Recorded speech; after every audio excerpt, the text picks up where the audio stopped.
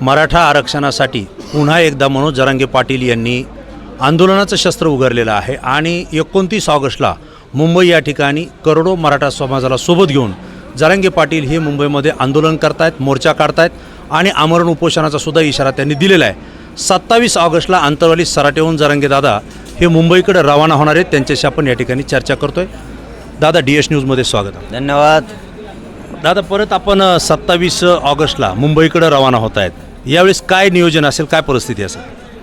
निवेदन तर गेल्या वर्षीपेक्षा गेल्या वेळेस गेलो त्याच्यापेक्षा लय झालं आणि खरंच हे काय असं खोटं बोलून मीडिया चालत नाही। मीडिया अकाउंट घेत असते, ते भुई पाडणं जे म्हणतात ते मीडिया भुयार पाडत असते की काय खरं काय। लोकांनी एवढी तयारी केली ना पहिल्यापेक्षा लय काय झालं, वेळोवेळी बघा समाजाचा अवमानच लय झाला। लय वेळोवेळी अपमान, खुनशीसारखं बोलणं, मराठ्याच्या काळजाला लागणं असं भाषा बोलणं, त्यामुळं मराठा पुरा वैतागून गेला आहे। मराठ्याला वाटत होतं आज देतेन, उद्या देतेन, परवा देतेल, असं करत करत 2 वर्ष झाली।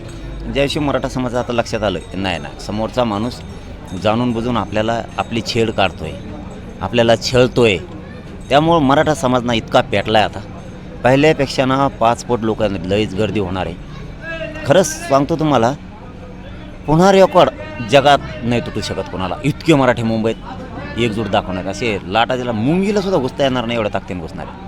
दादा, आम्ही पाहतोय महाराष्ट्रातल्या प्रत्येक जिल्ह्यामध्ये पाहत असताना लक्षात येतं की कार्यकर्ते ज्या ठिकाणी एक गाडी निघाली होती मुंबईकडे, यावेळी 4-4 गाड्या त्या ठिकाणी निघत आहेत आणि नियोजन पण आंदोलनकर्त्यांनी मराठा समाज बांधवांनी जवळजवळ महिनाभर राहण्याचं त्या ठिकाणी केलेलं आहे। आता अशी स्थिती असेल तर पहिल्या वेळेस एवढ्या संख्येला वाशी या ठिकाणी मुख्यमंत्री एकनाथराव शिंदेंनी थांबवलं होतं, आपल्याला आधी सूचना दिली होती। आता त्याही कित्येक पटीनं गर्दी येते। हे मुंबईमध्ये जाईपर्यंत मुख्यमंत्री देवेंद्र फडणवीस काही निर्णय घेतील असं वाटतं का? चांगला विषय त्यांना जर घेतलं तर चांगला विषय। आम्हाला कुठं राजकारण करायचं, आम्हाला काय देणं घेणं आहे। आम्हाला आरक्षण दिलं, आमचा विषय संपला, चांगली गोष्ट आहे त्यांनी निर्णय घेतला।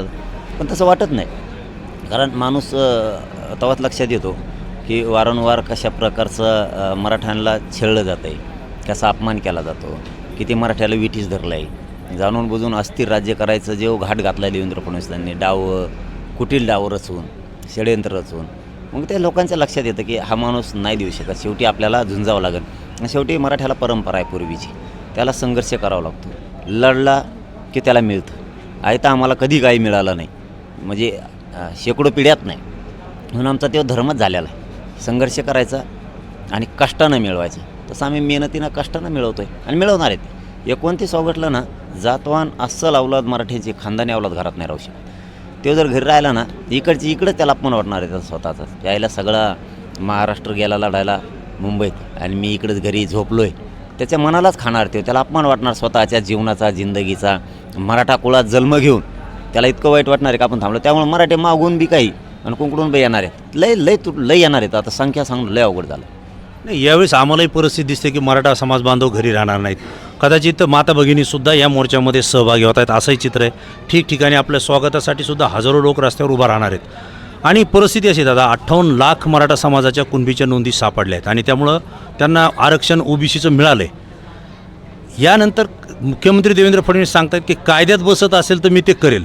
मग 58 लाख जर नोंदी सापडल्या तर हे कायद्यात बसलं आहे, मग आता जाहीर करायला काय अडचण आहे मुख्यमंत्र्यांना? तेच ना, मग तेच मराठ्याने ओळखलं आहे। पहिल्यांदा काय म्हणले होते गिरीश महाजन साहेबाला फडणवीस साहेबांनी पाठवलं होतं, त्यावेळेस ते म्हणले बाबा तुमची मागणी मराठा आणि कुणबी आहे आणि हो कायदा जर पारित करायचा असला तर आधार लागतो, त्याशिवाय होत नाही। आता 58 लाख नोंदीचा अहवाल आहे, 3 खंड दिलेत त्यांनी त्याचे। आता तिन्ही सरकारनं स्वीकारले, मग स्वीकारलेत म्हणल्यावर आता तर हरकतच नाही कायदा पारित करायला। आणि तुम्ही म्हणता कायदेशीर आहे, तर मग गॅजेटियर कायदेशीर आहे हैदराबादचं। मराठवाड्यातला मराठा हा कुणबी आहे, मग हरकत काय? सातारा संस्थानचं गॅजेटियर, राजश्री शाहूराजांच्या संस्थाननं, स्वतः राजानं सगळ्या देशाला आरक्षण दिलं होतं, त्यांचं गॅजेटियर सांगतं आहे ते घ्या, कायदेशीरच आहे ना। मग ते तरीही देत नाही, म्हणून मराठ्यांच्या लक्षात आलं हा माणूस आपली जातून पोरं संपू शकतो। आता आपल्याला सावध होणं गरजेचं आहे, घरात झोपून वाटोळं करून चालणार नाही। म्हणून मराठे इतके पेटले आता की त्या 2-3 शब्दही बोलल्यामध्ये त्या कोकणला याला गेले, त्या काय गोव्याला, तिथं म्हणले मी OBCसाठी लढणार, मराठ्याने मतदान नाही केलं का? मग ते मराठी चिडले, अरे आम्ही मतदान केलं, आम्ही सत्तेवर बसवलं, आमच्या लेकरा बाळाचं कशाला वाटोळं करतो? तुमचं आमचं थोडंफार काही वैर असू शकतं राजकीय, म्हणून काय लेकराबाळाच वाटोळ करतो का? बरं तिथं थांबला नाही तर पुन्हा पत्रकारांनी प्रश्न विचारला की मराठी मुंबईला येतात ते म्हणे पोलिस बघून घेतील म्हणजे धमकी देतो. मराठी चिडली आणि आज तर काय कोण नवीनच काढे. मग आपल्या आईला लक्षात दिले, अरे बाबा इकडे जनरल भाषा आहे ती, तू राज्याचा प्रमुख आहेस, तुझी आईसुद्धा प्रमुख आहे, तुझी आई तर आमच्या आईत काही बदल नाही, आई आहे, तिला कशाला ही भाषा आहे. बोलता बोलता आपण म्हणतो आईला तो आहे घराला पटकून जीव ग्रामीण भाषा. हां लवकर आईला तुला काही कळतं का रे, आईला चहा पाहिजे असे चालता बोलता ते शब्द आहेत खेड्याचे. याच विषयावर मंत्री असलेले नितेश राणे आणि आमदार असलेले चित्राताई वाघ यांनी ट्विट केलं आहे आणि नितेश राणेंनी तर प्रतिक्रिया दिली आहे की अशा पद्धतीचं 96 कोळी मराठा असेल तर अशा पद्धतीची आईला मायला भाषा वापरणं योग्य नाही, कोणाची हसडायची ताकद नाही, आमच्यातही तेवढी ताकद आहे अशा पद्धतीची भाषा वापरली आज. मग तिथं आल्यावर हसडते ना जीप, तिथे येणार आहे मुंबईला तेव्हा घ्या म्हणा जीप काढून. मग दुसरा भाग असा आहे आता की मराठवाडा हा महाराष्ट्रामध्ये सहभागी झाला आणि त्याच वेळेस हैदराबाद गॅजेटसुद्धा त्याच वेळेस लागू झालं पाहिजे होतं, परंतु इतका विलंब झाला आहे आणि आता ते कायद्यानं बसतं आहे. आपण शिवनेरीपर्यंत जाईपर्यंत राज्य सरकार निर्णय घेईल अशी एक चर्चा आहे, काय मत आहे आपलं? आधी सांगतो महत्त्वाचं की 96 कोळीची व्याख्या काय आहे. क्षेत्रीय मराठा हा जनतेवर अन्याय होणार असला तर लढणारी ती अवलाद आहे 96 कोळीची. ज्यावेळेस समाजावरती अन्याय होतो त्यावेळेस 96 कुळात खानदानी अस्सल अवलाद पक्षा कोण नाही बोलत. 96 कुळाची अवलाद ही पक्षा कोण नाही बोलत, तर गोरगरीब जनतेचं काय मत आहे त्याला 96 कोळी क्षेत्रीय मराठा म्हणतात. आणि ते वेदना दुःख जाणून घेऊन समाजाचे प्रश्न सोडवतो जातीचे, त्याला 96 कोळी अस्सल अवलाद म्हणतात. 96 कुळाची व्याख्या राजकारणात फक्त आमदार होणं ही नाही आहे. आता राहिला तुमचा प्रश्न की गॅजेटियरचा. गॅजेटियर हे सरकारी नोंदी आहेत, सरकारी दस्तऐवजी. तिने पण हैदराबादचं आहे, सातारा संस्थांचा पश्चिम महाराष्ट्र सगळा बसतो, बॉम्बे गव्हर्नमेंटचं आहे, अंश संस्थांमध्ये तर हजारो वर्षापूर्वीच्या नोंदी आहेत. या लागू करत नाहीत म्हणल्याच्या नंतर मोदी साहेबाच्या सरकारला अडचणीत आणायचं काम देवेंद्र फडणवीस करायला लागलेत आणि वरून 100% त्यांना आता दाबलं जाणार आहे की तू नोंदी असून देत नाही, तू ओबीसाठी लढतो म्हणतो, तू परत पोलिस बघून घेईन म्हणतो, असून देत नाही, याचा अर्थ तुला राज्य अस्थिर करायचं आहे का? त्यामुळं सरकार ते त्याच्या हातानंच मोदी साहेबाच्या हातून ते उलथून टाकणार. दादा, गेल्या वेळेस वाशीपर्यंत आल्यानंतर मुख्यमंत्री एकनाथराव शिंदे यांनी सगळे सोयरीची अधिसूचना दिली होती, म्हणजे कुठेतरी कायद्याच्या संदर्भात निर्णय घेतला होता, परंतु तो मुख्यमंत्री देवेंद्र फडणवीस यांनी आता काही पुढं लागू केलेलं नाही. परंतु आता नव्यानं पुन्हा ओबीसीमध्ये आणखी काही जातीचा समावेश केला जातो आहे. मग एकीकडं नव्या जाती समावेश करायचा आहे आणि अधिसूचना इकडे दिल्यानंतर त्या मराठा समाजाचा ओबीसीत समावेश करायचा नाही, याच्यामध्ये काही वेगळं पण वाटतंय का तुम्हाला, का जाणीवपूर्वक केल्यासारखं वाटतं? फडणवीस साहेब जाणीवपूर्वक करतात. त्याचं कारण तसं आहे की मराठ्यांची मागणी असून द्यायचं नाही आणि ज्या जातीची मागणीच नाही त्यांना मराठ्यांना खुन्नस म्हणून आकाशानं छळ करायचा आणि मुद्दाम तळपायचं, मराठा चिरडा पाहिजे तळपायचं, या भूमिकेत देवेंद्र फडणवीस काहीतरी करून त्याचे लोक कुठे डाव रचून षडयंत्र रचून दंगल करायची, आमच्यात घुसवायचं, असे डाव आहेत. का आहे ते डाव? त्याच्या जीवावर आले मराठ्याला देणं असो.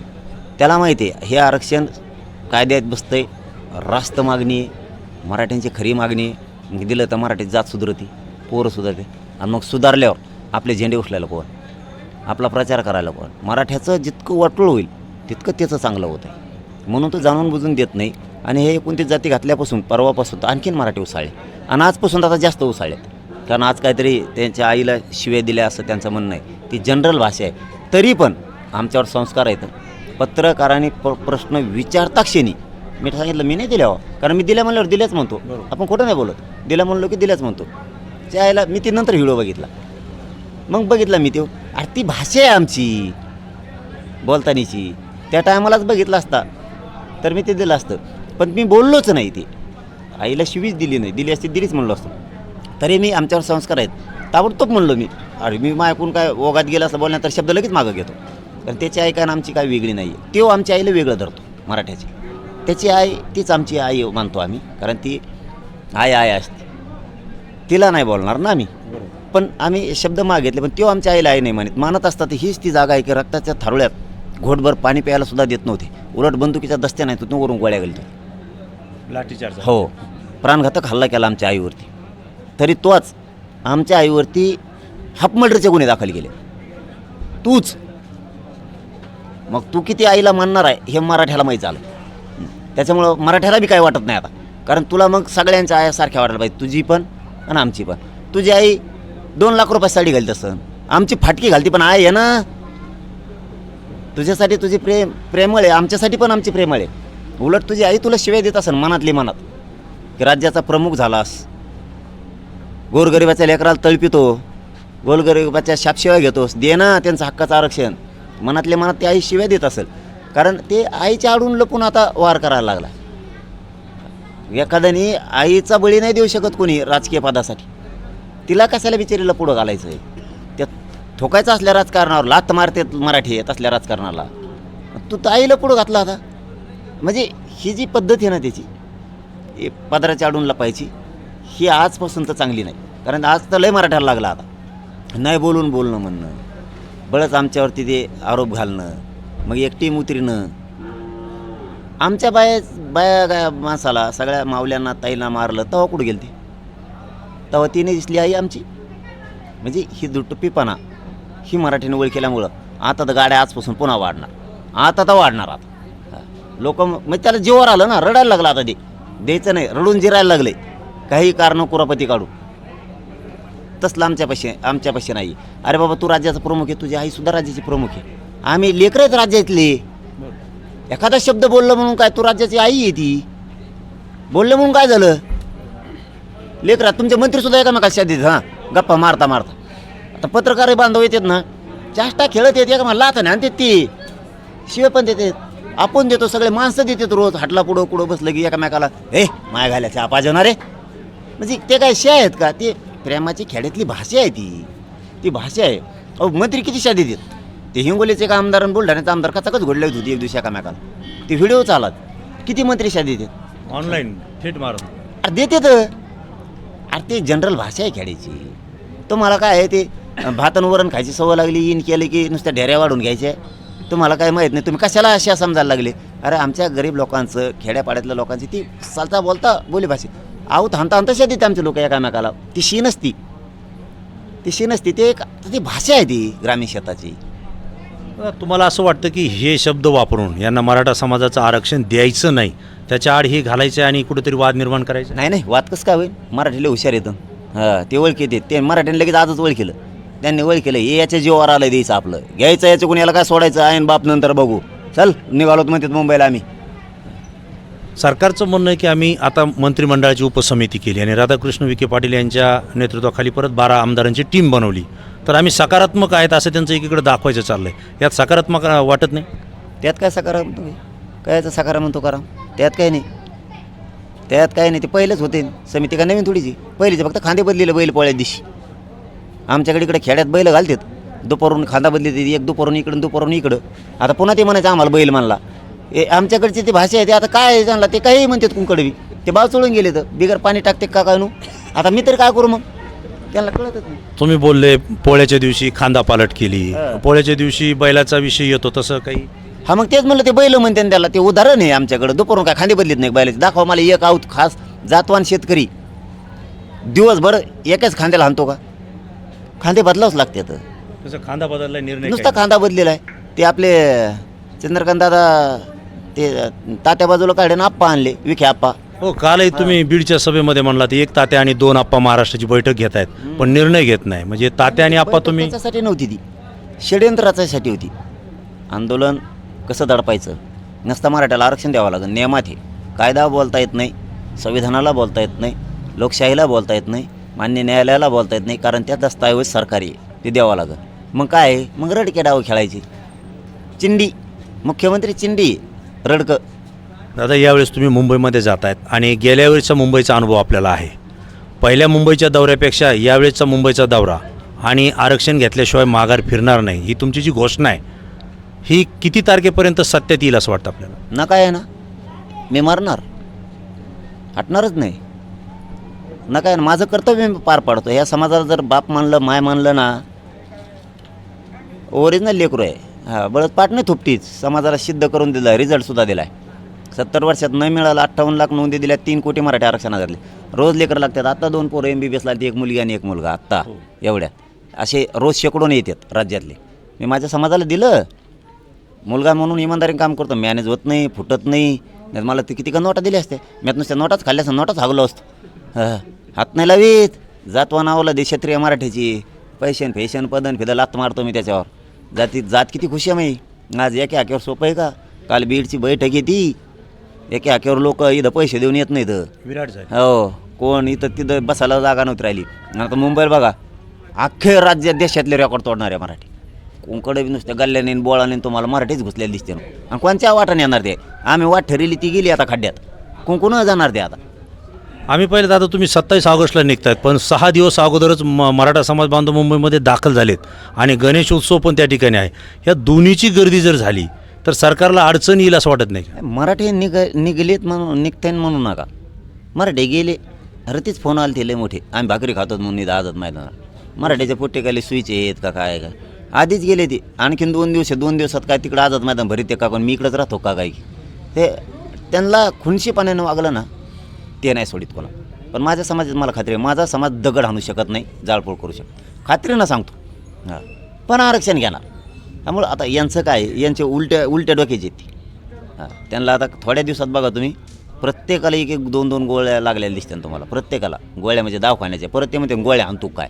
लयच उलट्या माथ्याची आहेत ते. हां, सगळ्याला प्रत्येकाला चेक केलेलंच दिसन तुम्हाला दवाखान्यात. पागल होणार ते नुसते मराठी बघू ना, नुसते बघून. गणेश उत्सव जरी असला तरी गणेश उत्सव कशासाठी निर्माण झाला आहे हे पण आधी बघा. लोकमान्यांनी कशासाठी केला. परकीय आक्रमणं होते, मग त्या उत्सवाच्या काळात आपण एकत्र येतो आणि एकजुटीनं अन्यायाविरुद्ध मात करतो. त्याच्यासाठी तो गणेश उत्सवाचा अर्थ तुम्ही हजारो काढता, त्याला आम्ही मोकळे आहेत काय. मग गणेश उत्सव कशासाठी. या इथल्या जनतेला परकीय आक्रमणं करून, फितुरी करून इथले लोक कापायचे, इथले लोक मारायचे, स्थानिक राहणारे हुसकून द्यायचे. मग त्या उत्सवाच्या माध्यमातून समाज एकत्र यायचा आणि अन्यायावर मात करायचा. गणेश उत्सव याच्यासाठी आम्हीसुद्धा सगळे एकत्र आहेत. आमच्यावर अन्याय होतो आहे ते दूर करायसाठी आम्ही लढायला चाललो आहे. एवढी तरी समज राज्याच्या प्रमुखाला, मुख्यमंत्र्याला पाहिजे ना, एवढी तरी. आणि आमची इतकी सेवा नाही करू शकत तुम्ही गणपती बाप्पाची. हां, आम्ही टोकरीवर घेऊन नाचतो, 11 दिवस बसतो, रोज नाचतोय, रोज ढोलीबाजी, रोज लयजिमा, रोज खेळं, रोज कीर्तनं. आमची इतकी सेवा नाही करू शकत तुम्ही. तुमचं असतं 1.5 दिवसाचं आणि तेच परातीत घेतात की निघालाच गिरगाव चौपाट्यावर. आपण म्हणलं कमून ते म्हणते त्यांना लय गडबड असते आणि त्याला विचारलं ती म्हणते तिले बिजी असते आम्ही शाळेत म्हणून यांचा 1.5 दिवसाचा आणि आम्ही 11 दिवसाची. अरे 3 महिन्याचा करू रे दम आहे आमच्यात. हां, पण संकट बघावं लागते. समाजावर संकट घोंगवत आहे त्यावेळेस सणवाराला थोडं आपण बाजूला करायचं असतं.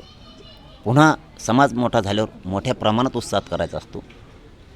सणवार येत राहते जात राहते. आरक्षण नोकऱ्या पुन्हा नाही येणार. त्यामुळे हे अगोदर महत्त्वाचं. गणपती बाप्पा आपले तिकडं ह्यावर मुंबईला आमचं चाललेलं आहे. आम्ही ते का आता छत्रपतींचा पुतळा आला, त्याच्यात पुढं जागा केली आम्ही आमच्या गणपती बाप्पाला.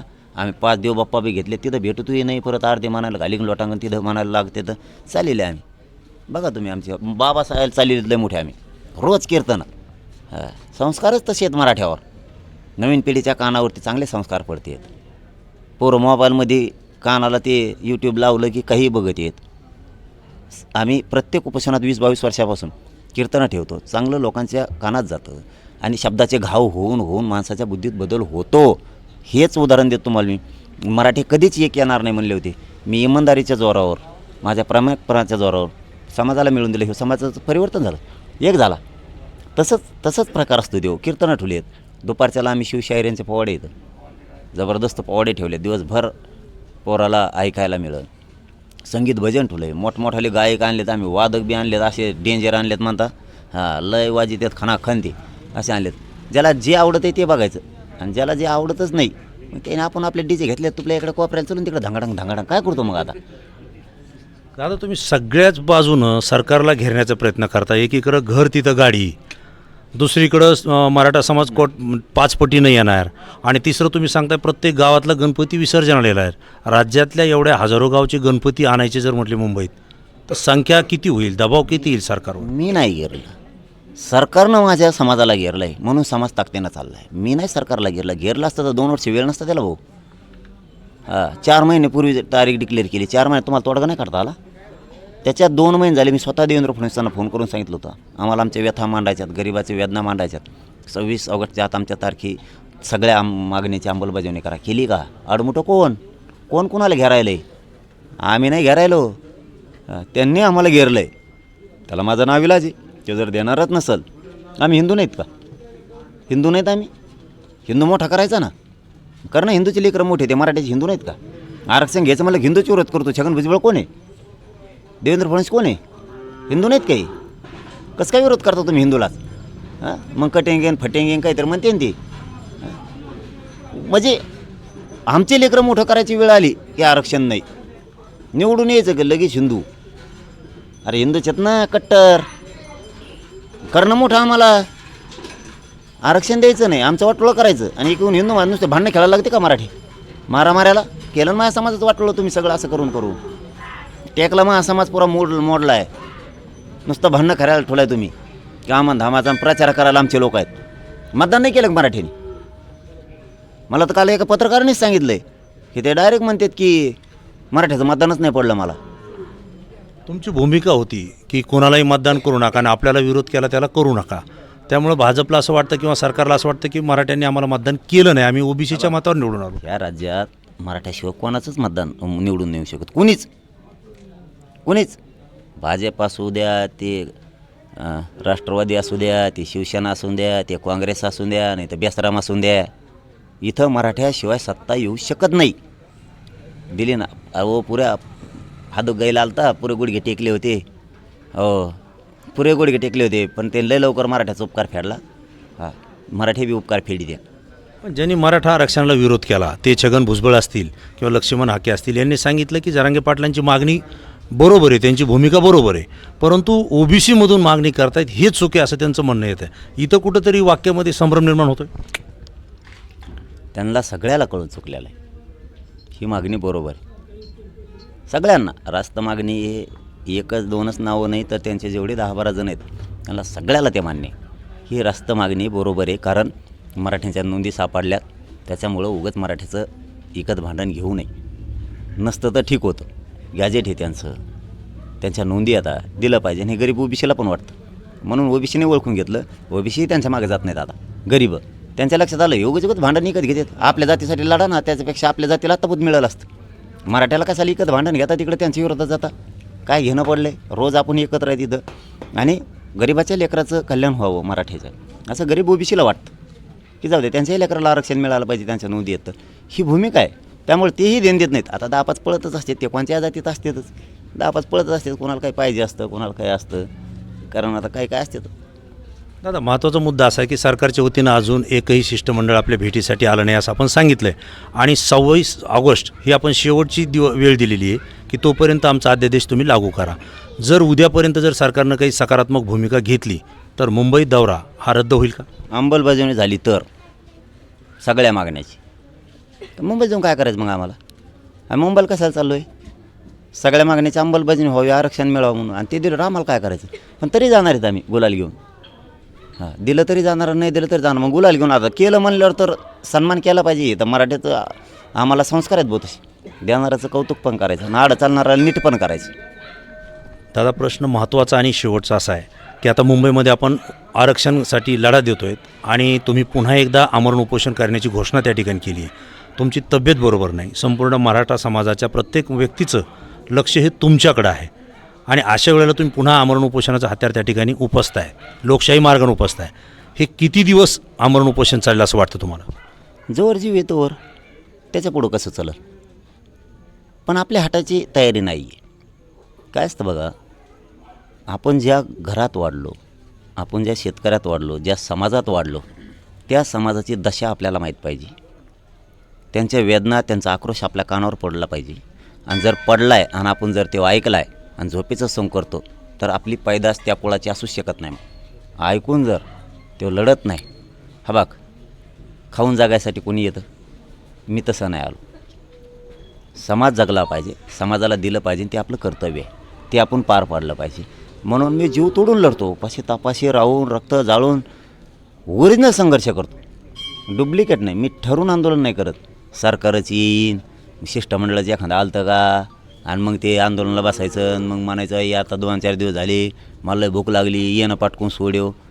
अशा आंदोलन करणाऱ्या माणसाला कधीच यश येत नाही, कधीच यश येत नाही. आणि त्याला यशस्वी व्हायचं असेल ना, स्वतःवर आत्मविश्वास लागतो, स्वतःच्या समाजावर आत्मविश्वास असला पाहिजे. आणि माझा दोघावर बी, माझ्यावर बी आणि समाजावर बी. त्यामुळे आमच्यातच लढून खेचणं आणण्याची ताकद आहे ना. काय करायचं, कोणाला यायचं ते नाही, जाय तरफड तिकडं वाड्यावाड्यानी. दादा, मी तुमचे अनेक आंदोलन कव्हर केलेले आहेत आणि तुम्ही ज्यावेळेस आंदोलन पुकारता त्यावेळेस त्याचा निकाल घेईपर्यंत तुम्ही आंदोलन माघार घेत नाही, हातपर्यंत तुमचा इतिहास आहे. कारण तुमचा अभ्यासपूर्ण आंदोलन असतं आणि हेही आंदोलन 2 वर्षापासून आम्ही पाहतोय. हे अत्यंत अभ्यासू पद्धतीनं तुम्ही करतायत, नियोजन पद्धतीनं करतायत. तुमच्या मागण्याही अनेक सरकारनं मागण्या केल्यात. शिंदे समितीला सुद्धा या ठिकाणी मुदतवाढ मिळालेली आहे. परंतु आता हे आंदोलन तीव्र होत चाललेलं आहे. प्रत्येक कुटुंबातल्या प्रत्येक व्यक्तीचं प्रेम तुमच्याशी आता जुटलेलं आहे. अशा स्थितीमध्ये तुम्ही त्या ठिकाणी आंदोलनात जात आहेत आणि आरक्षण घेतल्याशिवाय मागे हटणार नाही म्हणतायत. हे कुठंतरी टोकालाच जाईल असं वाटतं का आरक्षणाचा निर्णय? नाही, माझा हट्ट काय चुकीचा आहे. प्रत्येक घरातून मराठा समाज माझ्यावरती राज्यभरात प्रेम करतो. जरी कुणबी मराठे खानदेश आणि विदर्भात असले तरी ते आम्हाला भाऊ म्हणून आमच्या मदतीला धावून येतात. आम्ही त्यांच्या मदतीला धावून जाऊचसुद्धा. तसं मी प्रत्येक कुटुंब माझ्यावर प्रेम याच्यासाठी करतं की मी त्यांच्या लेकरा बाळासाठी जडतो. मग त्यांच्या लेकरा बाळासाठी जडतोय, पोरा बाळासाठी जडतोय म्हणल्यावर ते कसं काय घरात झोपणार? त्याला लाज वाटेल ना घरात झोपल्यावर. अरे मी त्या कुळात जन्मलो, मी मराठ्यांचा आहे, सगळा महाराष्ट्र मुंबईला लढायला गेला आणि मी घरात झोपलो आहे. त्याला अपमान वाटणार आहे स्वतःचा. आईला सगळी दुनिया तिकडे गेली आणि आपण खुशाली तर झोपलो आहे. आणि आमच्या गावागावातल्या मायमावल्या त्याला घरी तरी झोपून देते का? सगळं राज्य लेकरा बाळासाठी झुंजायला तिकडे गेलं म्हणते. आणि तू बसला इथं घरात. त्यामुळे त्यालाच त्याचा अपमान वाटणार आहे. म्हणून ह्यावेळेस मराठी घरी राहत नाहीत. आणि मी काय वाईट करतो? त्यांच्या लेकरा बाळासाठी झटतोय, ते कसं काय घरी राहतील आणि का नाही माया करणार? आणि माझी स्तुती नाही करत, पण मग तुम्हाला मग मायासारखा भेटणार नाही, म्हणजे इतका लाडणारा 24 तास म्हणतो ते तात्पुरतं करू शकतात. अहो तुम्ही रोजाने माणूस लावा, दुपारच्याला खायला बसतं ते 3-4 घंटे, आणि त्याला जर म्हणलं ना उरक ना पाठवून, ती म्हणतो उद्या दुसरा लावा, मी नसतो येत. इथं रोजाने लावले सुद्धा करत मी 24 घंटे तेच काम करतो, दुसरं कामच नाही करत. पागल झालो मी त्याच्यात. म्हणूनच माझ्या समाजाला न्याय मिळाला आहे. तुम्ही घोषणा केली, एक वाक्य वापरलं आहे की यावेळेस मुंबईतून निघल तर माझी विजयी यात्रा निघल, नसता माझी अंत्ययात्रा निघल. हे वाक्य वापरताना कुटुंबाचा विचार नाही येत? नाही, त्याच्यासाठी मी समाज डोळ्यासमोर ठेवतो आधी. त्या वाक्यासाठी समाज महत्त्वाचा. माणूस कसा मरतो, कसा पण मरतो. अपघात होऊन मरतो, साप चवून मरतो, वीज पडून मरतो, कुंकडं अटॅक येतो. मग काय करता तुम्ही? समाजासाठी इतकं शूरवीर मरण येणं मैदानात, याच्यापेक्षा भाग्यवान दुसरा कोण? आणि कुटुंब काय घेऊन बसलात? समाज कोण आहे? कुटुंब नाही का माझं? समाज माझं कुटुंबच आहे ना. या कुटुंबाच्या सुखासाठी बघल आणि ह्या समाजाला का उघडं टाकू काय? हे कोणाचे लेकरं आहेत? हे आपल्या नाहीत का? ते संकुचित विचारात मी नाही जगू शकत. संकुचित विचारात माझ्या समाजाचा देवारा होईल ना सगळा. आणि समाजाने मला लेकरू म्हणलं आहे, मला काय माया कमी केली त्यांनी? काय आताच कमी पडत नाहीत. मुंबईला चल म्हणले की निघाले, नारायणगडावर चल म्हणले की निघाले, आंतरवालीत या म्हणलं की निघाले, कुठं बी. आता तर सगळे रेकॉर्ड तोडणार आहेत मराठी, टोटल. मुंगीला सुद्धा घुसता येणार नाही एवढं लाटाच्या लाटा तिकडे निघणार आहेत. हे सोपं नाही. स्वतःच्या लेकरापेक्षा माझ्यावर प्रेम केलं आहे त्यांनी, आणि मग मी का कमी पडावं त्यांना लेकरू म्हणून? आणि पाडणार बी नाही, आयुष्यात नाही पाडणार. म्हणजे मुंबईहून आरक्षण घेतल्याशिवाय आपण हटणारच नाही, यावरती आपण ठाम आहेत. आणि दुसरी गोष्ट, आता जो जनसागर येईल याला हाताळण्याची जबाबदारीसुद्धा दादा तुमच्यावर राहणार आहे. काय परिस्थिती राहील? हाताळायची गरजच नाही मला त्यांना. मी खात्रीशीर आहे म्हणतो ना. करोडच गेले गेल्या वेळेस बी मुंबईला. पोरं चला माघारी म्हणलं की निघाले. त्यांना माहिती आहे पाटील करील आपल्या हिताचंच करील, त्यांचं नुकसान होईल समाजाचं, असं पाऊलच नाही उचलणार. मला शांत राहून 4 पावलं मागं सरकून, 4 पावलं पुन्हा पुढं सरकून मला समाजाच्या पदरात विजय टाकायचा. अपमान नाही, समाजाला खाली मान घालायला नाही लावायची. मला त्याला उंचावर न्यायचं आहे, कॉलर टाईट करून चालला पाहिजे. यासाठी मी वेळोवेळी शांत राहून मला कसे गेम करायचे ते केले. 58 लाख मी डोकं लावून मराठ्यांच्या पदरात पाडलं. 58 लाखाचे 3 खंड सरकारला द्यायला लावले अहवालाचे. नसता त्या कचऱ्यात पडल्या असत्या निघूनसुद्धा. त्या अधिकृत झाल्या. आता देव बी आला तर त्या नोंदी कोणाच्याच बापाला रद्द होऊ शकत नाहीत. ते काम करून घेतलं. शिंदे समितीची मुदतवाढ करून घेतली. मुलीला शिक्षण करून घेतलं मोफतचं. मी माझ्या पद्धतीनं टप्प्याटप्प्याने मी 3 करोड मराठा आरक्षणात घातला. आता उगा थोडं राहिलं 19 लागलं का धडाक्यातच घालतो. दादा तुम्हाला आवडत नाही म्हणून काही लोकांची नाव घेत नाही, परंतु त्यांचं असं मत आहे की जरांगे पाटील हे लाखोंच्या कोट्यवधीच्या संख्येनं मुंबईकडे जात आहेत, गणेश उत्सव कालावधीमध्ये दंगल घडवतील असं त्यांचं आरोप आहे आपल्यावरती. याबद्दल काय म्हणतायत? की आणि आपण बोलताना सांगितलं की आमच्या मोर्चामध्ये सरकारच्या वतीनं आणि हे जे बोलत आहेत यांच्या वतीनं काही लोक घुसवले जातील असा आपला आरोप आहे. नेमकं काय म्हणायचं आपल्याला? मराठे कधीच दगड हाणू शकत नाहीत, मी तुम्हाला खात्रीनं सांगतो. लय अन्याय जर मराठा समाजावर केला तर ह्योली अकराळ विकराळ रूप घेणारे समाज ह्यो सोपा नाही मग एवढा. पण समाजाला वाटतंय आपलं इमानदार पोरगं लढतंय ना, त्याचे शब्द ऐकायचे. 45 वर्ष ते 70 वर्ष आपल्याला आरक्षण नव्हतं, काय केलं आपण मग? इतका हुशार समाज झाला आहे. हळूहळू मिळून 1 वर्षाच्या आत 45 वर्षात ते 70 वर्षात न मिळणारं आरक्षण दिलं या पोरानं. मग आणखी थोड्या दिवसांनी काय फरक पडला आपल्याला? इतका समाज हुशार झाला आहे. म्हणून समाज दगडं नाही आणि जाळपोळ नाही करीत. हां, एक होऊ शकतं आमच्या मोर्चात, आमच्या आंदोलनात, आमच्या उपोषणात मुंबईतल्या सरकार त्यांचे लोक घालू शकतं. ते आमच्या घोषणा देईन मायावी, आरक्षणाच्या देईन, मराठ्याच्या देईन, लय झालं तर कपडे घालून येईन माया फोटोचे, लय झालं तर फाडून बी घेईन कपडे. आणि नंतर घोषणा देताच म्हणून देवेंद्र फडणवीस ऐकत नाही, हाना दगड, ते हाणू शकतं. मराठ्याला मी आधीच सांगून ठेवलं आहे, जाळपोळ करायची नाही, दगडफेक करायची नाही. तुमच्या शेजारी जरी कोणी जाळपोळ केली ना, नुसतं बघायचं फक्त, चला नाही म्हणत तुपलं, आपलं पुढं चालायचं. सरकारला सांगायचं ते उचल आणि जेलमध्ये टाक. ते आमची अवलाद नाही आहे. आम्ही शांततेत जाणार आहेत, आरक्षण घेणार आहेत. त्यामुळे मराठ्याचे पोरं शांततेतच जाणार, त्याला किती डोसू द्या ही मला खात्री आहे. म्हणून तर मुंबईत चाललो मी. 100% सांगतो तुम्हाला मी, मराठी कधीच जाळपोळ दगडफेक करू शकत नाही, कधीच. मराठवाडा मुक्ती संग्राम दिनाच्या अगोदर गुलाल उधळला जाईल. आत्ता 29 तारखेला लगेच ते तर लय लांब आहे, 17 तारीख ते लय लांब आहे. इतका ठाम विश्वास आहे. आणि नाही मी येणार नाही, त्याला काय दुसरं काय करू शकतो मी? याच्यापेक्षा तुम्ही काय करू शकता सांगा? माझ्याजवळ तुम्ही बी असले तर तेवढंच करू शकणार. जीवदान देऊ शकतो समाजासाठी. मी समाजाच्या पायावर जीव ठेवला आहे, त्याच्यापेक्षा काय करू शकतो? समोरच्याला जर द्यायचंच नसेल तर मी काय करू शकतो? मी शेवटच्या श्वासापर्यंत लढत राहणार, इतक्या ताकदीने लढतो. त्याच्यानंतर मग मात्र समाज माझ्या हातात नाही. मग हां, त्याच्यानंतर नाही. मग म्हणायचं नाही ते अकराळ विकराळ रूप धारण झालं समाजाचं, त्याच्यानंतर माझ्या हातातच नाही. तुमच्या बोलण्यातून ठाम विश्वास दिसतोय. DS न्यूजच्या माध्यमातून महाराष्ट्रातल्या समाज बांधवांना काय आवाहन कराल, काय विनंती कराल, काय सूचना कराल? समाज शांततेत जायचं, शांततेत यायचं. पण एक सांगतो मराठ्यांना, घराघरातल्या समाज यांनी 100% अडचणीत आणायचं ठरवलं आहे. याला आरक्षण नाही द्यायचं ठरवलेलं आहे. समाजावर संकट आलं तर समाजाचं रक्षण करावं लागतं. त्या रक्षणासाठी सगळ्या पक्षातल्या मराठ्यांनी थोडा पक्ष बाजूला ठेवा आणि जात वाचवा, जातीचं रक्षण करा, जातीच्या मदतीला. एखाद्याही पोराला डोचलं तर राज्यात पांदन रस्तासुद्धा मराठ्यांनी सुरू नाही ठेवायचा. इतक्या ताकदीनं शांततेत सगळ्यांनी जर एकत्र आले, समाजाचं रक्षण केलं तर समाज मोडणार नाही. समाज जर मोडला तुम्हाला चपराशी म्हणून सुद्धा कोणी ठेवणार नाहीत, हे सुद्धा लक्षात ठेवा. तुम्ही किती उच्च घराण्याचे असू द्या, तुम्ही किती श्रीमंत घराण्याचे असू द्या, जात तुम्हाला वाचवाच लागणार आहे आणि तिचं रक्षण करावं लागणार आहे. हे घराघरातल्या मराठ्यांनी, गरीब आणि श्रीमंत आणि राजकारण्यांनी लक्षात ठेवा. धन्यवाद दादा. आपण DS न्यूजच्या माध्यमातून संवाद साधला, आपल्या प्रत्येक प्रश्नाला आपण उत्तर दिले.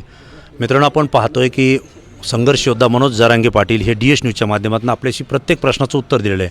अत्यंत शांततेच्या मार्गाने हा मोर्चा निघेल, कोट्यावधींचा असेल, परंतु आरक्षण घेतल्याशिवाय मुंबई मी सोडणार नाही या वाक्यावर ते ठाम आहेत. आणि 29 ऑगस्टलाच राज्यात गुलाल उधळला जाईल यावरती सुद्धा त्यांचा विश्वास आहे. राज्य सरकार काय भूमिका घेतं हेही आपण पाहू आणि यापुढची माहितीसुद्धा DS न्यूजच्या माध्यमातून आपल्याला दिली जाईल. धन्यवाद दादा.